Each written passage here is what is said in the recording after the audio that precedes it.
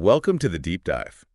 We've got a really fascinating chapter here, all about the evolution of human sexuality. Oh, yeah. And let me tell you, it's way more captivating than slogging through a typical biology textbook. Absolutely. We're going to go way back, millions of years, Oh, wow. and trace how our ancestors went from, swinging through trees to, well, navigating the complicated world of relationships and attraction today. Yeah, it's a journey full of surprises. Really is. It really is, and it really challenges a lot of the assumptions that I think we carry about, what's natural when it comes to human behavior. Right. So, okay, let's rewind the clock about 6 million years. Okay. That's when our lineage split off from chimpanzees. Yeah. What was the dating scene like way back then? Well, imagine a life spent mostly in trees. Okay. Resources were scattered, and our ancestors, like modern chimps, probably lived in small, fluid groups. Mm-hmm. Sex was primarily about reproduction, but it also played a role in social bonding and conflict resolution. So kind of like a soap opera in the rainforest. Exactly. But the plot thickened about 4 million years ago when the climate shifted dramatically. Ooh. Forests shrank, and vast savannas spread across Africa. Wow. Our ancestors, the Australopithecus, they had to adapt. Yeah. They came down from the trees and started walking upright. Huge turning point. A huge turning point. So bipedalism was born out of necessity. Yeah. Not exactly a romantic stroll in the park, I imagine. Not at all. This new way of moving had a ripple effect on everything. Oh, wow. From diet to social interactions and, yes, sex. Uh-huh. Think about it. Walking upright freed up their hands, Yeah. allowing them to carry food and tools. That makes sense. Yeah. But how did all this impact their love lives? Well, for starters, it changed the very mechanics of sex. Oh, really? With the repositioning of the vagina and the cervix, missionary position likely became more common. So missionary position is an ancient adaptation. I never would have guessed. It's one possibility, but it highlights how even the most intimate aspects of our lives are influenced by these evolutionary pressures. Wow. Okay, so let's not skip over the part about the shrinking penis bone. Okay. Did that really happen? Yes, the baculum, as it's called, it did shrink significantly in our lineage. This might seem counterintuitive, but it actually allowed for greater flexibility and a wider range of sex positions. Oh, hold on. Are you saying savanna sex was getting more adventurous? It certainly seems that way. Okay. Now, let's not forget about the females. Okay. Bipedalism also led to an increase in breast size. So bigger breasts weren't just about aesthetics. Not back then. Well- Life on the savanna was harsh. Yeah. Larger breasts provided crucial fat reserves, Okay. allowing mothers to nourish their infants during those long treks in search of food. Wow. So those curves were literally lifesavers. Yeah. But I'm curious, were those early hominids monogamous? Or were they more like free spirits? Well, the evidence points towards a more, shall we say, dynamic mating system. Yeah.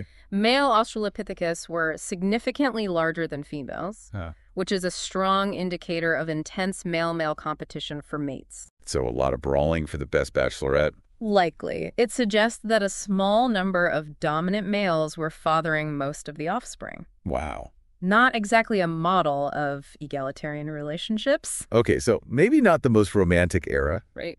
but then Homo habilis arrived on the scene about 2.3 million years ago. Yeah. What changed with them? Homo habilis, or handyman, Okay. brought something new to the table. What's that? Increased intelligence and tool-making skills. Okay.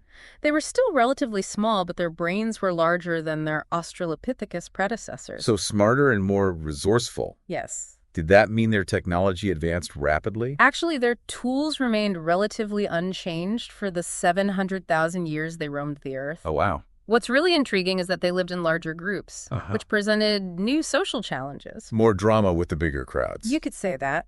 Navigating these complex social dynamics required more sophisticated communication. Yeah. Imagine the original water cooler gossip sessions. Oh, wow. Who's hooking up with whom? Who's wogging the best tools, the usual? Yeah. I bet those early conversations were quite the spectacle. Did this new focus on communication affect their mating strategies? There's evidence suggesting that female Homo habilis might have chosen mates who were better communicator. So the gift of gab was a turn-on even back then. Indeed. I guess some things never change. It makes you wonder if those early pickup lines were more about wit than brute force. Yeah. I'm picturing a Homo habilis Romeo charming his Juliet with tales of successful hunts and witty observations about the weather. Right. Okay, but now let's fast forward to Homo erectus, Okay. who emerged about 1.9 million years ago. Yeah. What made them so revolutionary? Homo erectus was a game changer. Okay. They were taller, more slender, and had lost much of their body hair. Okay. More importantly, their brains were significantly larger, Uh-huh. likely fueled by a diet richer in meat. Okay. This had a profound impact on their lives, I bet. and you guessed it, their sexuality. Okay, I'm hooked. What were the consequences of those bigger brains? Well, bigger brains meant bigger heads, and childbirth became more challenging. Oh. This is where things take a surprising turn. Okay. To ensure the survival of their large-brained infants, Homo erectus likely evolved towards a revolutionary new social structure. Monogamy. Wait, monogamy? Oh. Are you saying love is all thanks to big heads? It's certainly a key piece of the puzzle. Okay. With those difficult births, males needed to step up and provide more care for both mothers and offspring. Okay. This fostered stronger pair bonds and a shift away from that intense male-male competition we saw in earlier species. Wow, that's quite a leap. So love, or at least long-term partnerships, became a survival strategy. It seems so. Uh-huh. And this shift had some fascinating side effects. Like what? Sexual dimorphism. Okay. The difference in size between males and females decreased. So instead of battling it out for dominance, they were focusing on teamwork. That's a pretty significant change in the dating game. Exactly. But we'll delve deeper into those juicy details, including the evolution of jealousy and the rise of concealed ovulation in part 2 of this step dive. Ooh, I can't wait. We're just scratching the surface of this fascinating story. Stay tuned, folks, because things are about to get even more interesting. Welcome back to the Deep Dive. We're right in the middle of this wild ride through the evolution of human sexuality. It really is a wild ride. It is. Yeah. Last time we left off with Homo erectus and that shift toward monogamy. Right, and it really was a turning point as we discussed those larger brains. They came with a challenge, right? Those more difficult births. Yeah. Making paternal care much more important. Right. It seems that love, or at least long-term partnership, became a key survival strategy. So dads were finally getting in on the love game. Right. But tell me, with this new focus on pair bonding, did the whole, boys versus girls dynamic start to change?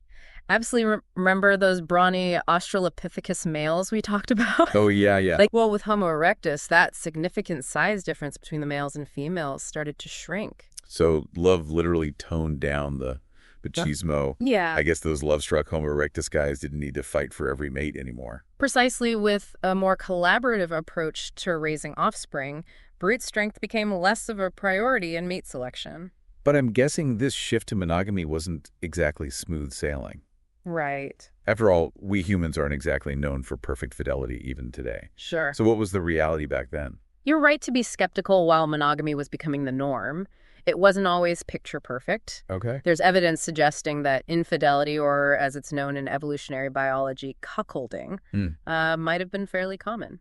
Cuckolding. You mean some males were unknowingly raising other guys' kids? Exactly. It's a sneaky mating strategy that's been observed in many species, including primates. Oh, wow. And remember, not all mating was consensual back then. There's a good chance that dominant males might have coerced females into mating, even those who were already pair bonded. That's pretty disheartening. Yeah. So even with love in the air, there was still a lot of power dynamics and competition going on. It's true. It seems like our ancestors were dealing with some pretty complicated relationship issues. Yeah, evolution doesn't always produce neat and tidy outcomes.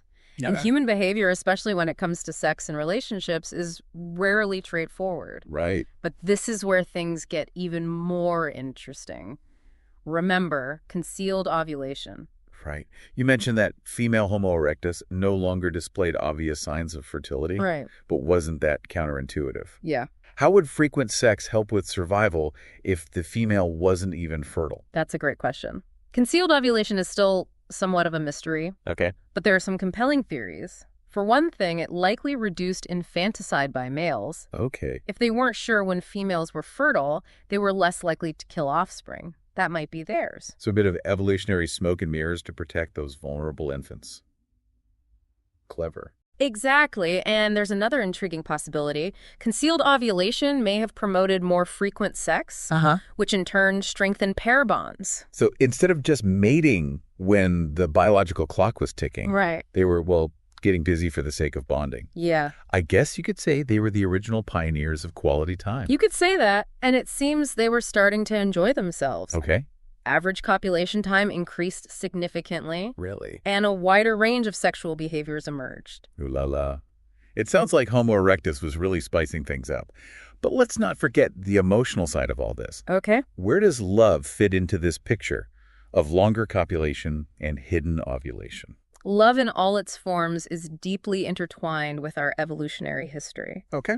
Maternal love, for example, has been around for millions of years, ensuring the survival of countless generations. So moms have always been the ultimate nurturers. Right. But what about paternal love? When did dads start getting on board with the whole love thing? Paternal love really intensified with the emergence of monogamy in Homo erectus. Uh-huh. As males became more involved in raising their offspring, those fatherly feelings, they deepened. Okay. It was essential for their reproductive success. So dads were trading in their club-wielding ways for cuddles and childcare. What a transformation. But what about romantic love? That fiery, passionate kind of love that poets and songwriters are always raving about? Sure. Was that part of the Homo erectus experience too? That's where things get really fascinating. Okay. The current theory is that romantic love evolved to further strengthen pair bonds and increase the chances of offspring survival. So basically nature's way of keeping couples together long enough to raise those big-brained babies. Exactly. It's a powerful emotion Yeah. that can literally change our brain chemistry, Wow. driving us to seek out and care for a specific partner. It's like nature's ultimate matchmaking scheme. But let's be real, even the most intense love can fade over time. Right. Was Homo erectus doomed to a life of unrequited love once those kids flew the nest? Not necessarily. While the initial intensity of romantic love often diminishes after about 8 to 12 years, coincidentally, the time it often takes to raise a child to self-sufficiency, it can transform into a different type of bond. So from passionate romance to comfortable companionship. Precisely, love can evolve into a deeper connection based on shared experiences, trust, and interdependence. It's less about fireworks and more about building a life together. It makes you wonder if those Homo erectus couples had their own versions of date nights and anniversary celebrations. Right. But all this talk of love and relationships brings up another fascinating piece of the puzzle, Okay. culture. How did those early hominids go from living in small bands to creating these complex societies? It all started with a simple yet profound ability: collective learning. Okay. Each generation of Homo erectus built upon the knowledge of their predecessors, Right. leading to the development of more sophisticated tools, technologies, and social structures. So basically they were sharing tips and tricks, passing down wisdom from one generation to the next. Exactly. And this cumulative knowledge, combined with their increasing brain power and ability to communicate complex ideas, gave rise to something truly remarkable: What's that? culture. Okay, so culture wasn't just about cave paintings and fire making. Not at all. Culture encompasses everything from language and art to social norms and beliefs, Uh-huh. and it has the power to shape human behavior in profound ways. So culture became like the ultimate influencer. In a way, yes. Wow. And it's played a huge role in how we understand and express our sexuality even to this day. I bet. But that's a story for part 3 of our deep dive. Okay. Stay tuned as we explore how culture took center stage in shaping the ever-evolving tapestry of human sexuality. This journey is far from over, folks. We'll be back to unravel the fascinating interplay between our biological instincts and those ever-shifting cultural norms. Don't go anywhere. Welcome back to the Deep Dive. We've been on quite a journey exploring the evolution of human sexuality from those early tree-dwelling primates It has been. to the complex social landscape of Homo erectus. Yeah, and as we've seen, it's a story full of twists and turns and surprising revelations. It is. Who knew that something as seemingly simple as walking upright could have such a profound impact on our love lives? Right, from shifting sexual positions to the rise of monogamy. Yeah, It's clear that biology played a huge role. absolutely. But last time, we ended on a bit of a cliffhanger, We did. hinting at the powerful influence of culture. Right. So spill the beans. How did culture shape our ancestors' sex lives? Well, imagine those early Homo erectus groups. Right. Their brains are buzzing with this newfound knowledge and the ability to share these complex ideas. Yeah. This ability to learn from each other, to pass down wisdom and innovations across generations. That's really the spark that ignited culture. So it's like each generation was adding fuel to the fire, creating this ever-growing flame of knowledge and tradition. Exactly. And as their culture evolved, so did their social norms, Yeah. their beliefs about the world, Yeah. and of course their ideas about sex and relationships. That makes sense. But give us some concrete examples. How did those cultural shifts actually play out in their daily lives? Well, for starters, think about those complex social structures we talked about. Yeah. As groups grew larger and interactions became more intricate, they needed rules Right. to maintain order and cohesion. Yeah. And those rules often extended to mating behavior. So no more free-for-all mating like our Australopithecus ancestors. Not exactly. While there's evidence that Homo erectus wasn't perfectly monogamous, Yeah. cultural norms likely started to dictate who could mate with whom, when, and under what circumstances. I could see how that would be important for, preventing chaos and conflict within the group. Right. Were there any specific rituals or traditions related to mating and marriage? Unfortunately, the fossil record doesn't reveal those intimate details, Oh. but we can look to modern hunter-gatherer societies for clues. Yeah. Many have elaborate courtship rituals, taboos against incest, and ceremonies that mark the transition from adolescence to adulthood, often with specific instructions on appropriate sexual behavior. So basically they were creating a rule book for love and relationships. Precisely. And those rules weren't just about maintaining order, they also reflected their values and beliefs. Okay. For example, some cultures might have emphasized the importance of marrying within a specific group to strengthen social ties, while others might have prioritized marrying for skills or resources. It's fascinating to think about those early relationship dynamics, but what about the emotional side of things? Did culture influence how they experienced love and intimacy?